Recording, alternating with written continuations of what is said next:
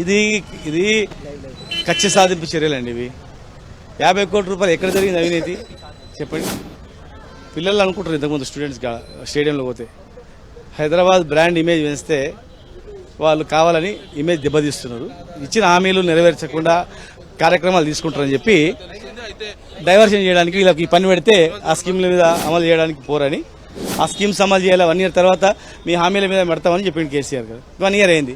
1 year అయిన తర్వాత ఈ హామీలు అడుగుతారని చెప్పి రుణమాఫీ, రైతు బంధు, 2,500 మహిళలకు పెన్షన్ అనేక రకాలు అడుగుతారని చెప్పి ఈ డైవర్స్ చేస్తున్నారు. నిజంగా కేంద్ర ప్రభుత్వాన్ని కూడా మేము అడుగుతున్నాం, కేంద్ర అధికారులు కూడా ఒక 10 మంది కలిసి 3 లక్షల కోట్ల పైగా బ్యాంక్ ఎగ్గొట్టిపోయారు వాళ్ళు.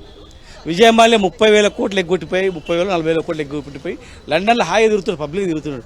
వాడిని పట్టుకరాండి. 10 మందిని పట్టుకొస్తే 2 రాష్ట్రాలు సరిపోయేటువంటి బడ్జెట్ వస్తుంది. అది వదిలిపెట్టి మంత్రి ఏం చేస్తాడు? 50 కోట్ల రూపాయలది తినడా?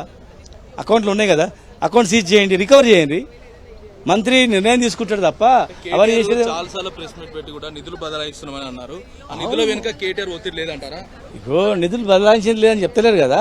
హైదరాబాద్లో మంచి పేరు తేవాలని చెప్పి, హైదరాబాద్ను ప్రతిష్టను పెంచాలని చెప్పి ఎన్నో కార్యక్రమాలు చేశారు. దానిలో ఇదొక భాగం. ఇప్పుడు ఏసీబీ అధికారులు, ఈడీ అధికారులు ఇద్దరు దర్యాప్తు చేస్తున్నారు. ఇక కేంద్ర రాష్ట్రం 2 కలిసి బీఆర్ఎస్ని ఖతం చేయాలి, బదనాం చేయాలని ప్లాన్ అంతే. హైకోర్టుకు వెళ్ళారు, సుప్రీంకోర్టుకు వెళ్ళారు, కానీ ఇక్కడ కూడా జడ్జ్మెంట్ కాలే కదా. అది ఏమన్నా కేసు ఫైనల్ హియరింగ్ అయ్యి ఏదైనా వ్యతిరేకంగా వస్తే, తీర్పు వస్తే అప్పుడు మాట్లాడాలి. ఉట్టి బెయిల్ గురించి లేకపోతే క్యాష్ పిటిషన్ గురించి చేసినంత మాత్రాన ఇవ్వలేదు కేసు ఓకే అని ఎట్లా చెప్పగలుగుతాను చెప్పండి? అది తప్పది.